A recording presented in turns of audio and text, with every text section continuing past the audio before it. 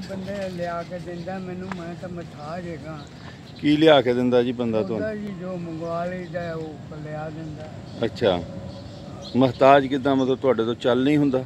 ਨਹੀਂ, ਆ ਚੂਕਣੇ ਦੀ ਹੱਡੀ ਟੁੱਟੀ ਹੈ ਅੱਛਾ ਜੀ। ਤੇ ਉਂਝ ਵੀ ਕਮਾਉਣ ਵਾਲਾ ਮੇਰਾ ਕੋਣੀ ਹੈਗਾ ਤੇ ਵੀ ਉਹ ਦਾਮ ਦਾ ਦਾਮ ਹੀ ਆ। ਤੇ ਉਹ ਸੌਦਾ ਬੰਦਾ ਤੁਹਾਨੂੰ ਲਿਆਂਦਾ ਰੇੜੀ ਦੇ ਉੱਤੇ? ਆਹ ਇੱਥੇ ਲਿਆ ਦਿੰਦਾ ਤੇ ਤੁਸੀਂ ਫਿਰ ਰੇੜੀ ਦੇ ਉੱਤੇ ਹੀ ਵੇਚ ਲੈਂਦੇ ਆ? ਰੋਟੀ ਪੂਰੀ ਕਰਨਾ। ਹਾਂਜੀ, ਰੋਟੀ ਪੂਰੀ ਕਰ ਲਈ ਦੀ ਆਪਦੀ। ਇਹ ਕਿੱਥੇ ਜਾ ਕੇ ਵੇਚਦੇ ਆ ਤੁਸੀਂ? ਜੋ ਟੋਣ ਮੀਆਂ ਸਾਹਿਬ ਇੱਥੋਂ ਲੈ ਜਾਂਦੇ ਆ ਅਕਬਾਰ ਟਾਊਨ ਮੰਡੀ ਤੋਂ ਤੇ ਜੋਹਲ ਟਾਊਨ ਵੇਚ ਲੈਂਦੇ ਆ। ਤੇ ਰੇੜੀ ਦੇ ਉੱਤੇ ਰਹਿੰਦੇ ਆ, ਸਿਆਣੇ ਬੰਦੇ ਆ, ਕਹਿੰਦੇ ਮੈਂ ਮਹਤਾਜ ਆ, ਮੇਰੇ ਤੋਂ ਤੁਰ ਨਹੀਂ ਹੁੰਦਾ। ਇਹ ਇਹਨਾਂ ਦੀ ਖੋਤੀ ਰੇੜੀ ਆ।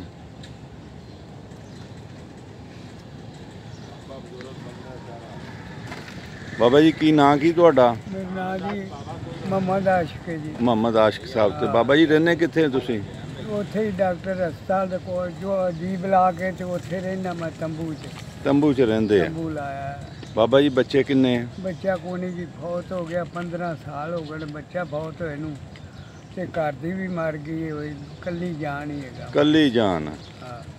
ਮੰਡੀ ਆਨੇ ਆ, ਸੌਦਾ ਕੋਈ ਬੰਦਾ ਲੈ ਦਿੰਦਾ ਆ, ਉਹਨੂੰ ਤੁਸੀਂ ਵੇਚ ਲੈਂਦੇ ਆ, ਵੇਚ ਕੇ ਆਪਣਾ ਗੁਜ਼ਰਗਾਤ ਕਰਦੇ ਆ?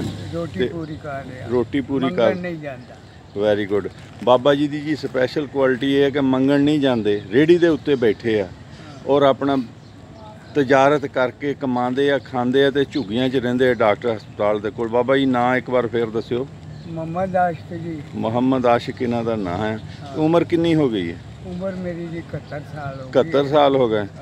ਪਾਕਿਸਤਾਨ ਬਣਨ ਤੋਂ ਪਹਿਲੇ ਦੀ ਪੈਦਾਇਸ਼ ਹੈ ਜਾਂ ਬਾਅਦ ਦੀ? 47 ਦੀ ਪੈਦਾਇਸ਼। 47 ਦੀ ਪੈਦਾਇਸ਼ ਹੈ। ਇੱਥੇ ਲਾਹੌਰ ਦੀ ਜਾਂ ਲਾਹੌਰੋਂ ਬਾਹਰ ਦੀ? ਨਹੀਂ ਜੀ, ਮੇਰੀ ਪੈਦਾਇਸ਼ ਛਾਂਗੇ ਮੰਗੇ ਦੀ। ਛਾਂਗੇ ਮੰਗੇ ਦੀ। ਇਹ ਬਾਬਾ ਜੀ ਤੁਹਾਡੇ ਹੱਥ 'ਚ ਕੀ ਹੈ? ਕੀ ਖਾਣ ਲੱਗੇ? ਨਸਵਾਰ ਜੀ। ਇਹ ਨਸਵਾਰ ਖਾਣੇ ਆ। ਬਾਬਾ ਜੀ ਦੀ ਜਿਹੜੀ ਹੈ ਨਾ ਵੱਡੀ ਅਯਾਸ਼ੀ ਉਹ ਨਸਵਾਰ ਹੀ ਆ। ਇਹ ਪੁੜੀ ਮੇਰੇ ਖਿਆਲ 10 ਰੁਪਈਆਂ ਦੀ ਆ ਜਾਂਦੀ ਹੋਣੀ ਹੈ। 20 ਦੀ ਆਉਂਦੀ ਹੈ ਜੀ। ਇਹਦੇ ਤੋਂ ਇਲਾਵਾ 2 ਵਕਤ ਦੀ ਰੋਟੀ ਵਾਸਤੇ ਇਸ ਉਮਰ ਦੇ ਵਿੱਚ ਇਹ ਸਿਹਤ ਦੇ ਨਾਲ ਕਰਦੇ ਆ। ਬਾਬਾ ਜੀ ਅੱਲਾਹ ਤਾਲਾ ਤੁਹਾਨੂੰ ਸਲਾਮਤ ਰੱਖੇ, ਸਿਹਤ ਤੰਦਰੁਸਤੀ ਦੇ। ਆਮੀਨ। ਬਹੁਤ ਬਹੁਤ ਸ਼ੁਕਰੀਆ ਜੀ। ਐਸੇ ਲੋਕ ਜਿਹੜੇ ਆ ਇਹ ਗੈਰਤਮੰਦ ਲੋਕ ਆ, ਖੁਦਦਾਰ ਲੋਕ ਆ। ਇਹਨਾਂ ਲੋਕਾਂ ਦਾ ਖਿਆਲ ਕਰਨਾ ਚਾਹੀਦਾ, ਇਹਨਾਂ ਤੋਂ ਸੌਦਾ ਜ਼ਰੂਰ ਲੈਣਾ ਚਾਹੀਦਾ। ਬਾਬਾ ਜੀ ਤੁਸੀਂ ਇੱਥੋਂ ਕੀ ਖਰੀਦਣਾ ਆ? ਤੇ ਇੱਥੇ ਕੋਈ ਅੰਗੂਰ ਲੈ ਜਾਣਾ, ਕੋਈ ਮਿੱਠਾ ਲੈ ਜਾਣਾ, ਕੋਈ ਸੇਬ ਲੈ ਜਾਣਾ, ਕੇਲਾ ਲੈ ਜਾਣਾ, ਬਸ ਇੰਨਾ ਕੁਝ ਸੌਦਾ। ਠੀਕ ਹੈ। ਉਹ ਵੀ ਲੋਕਾਂ ਨੇ ਮੈਨੂੰ ਪੈਸੇ ਪੂਸੇ ਦਿੰਦੇ ਨੇ ਖਿਲਾਵਾ ਤੇ ਉਹ ਮੈਂ ਇਹ ਸੌਦਾ ਸ਼ੁਰੂ ਕਰ ਦਿੱਤਾ। ਮੰਗਣ ਨਹੀਂ ਗਏ।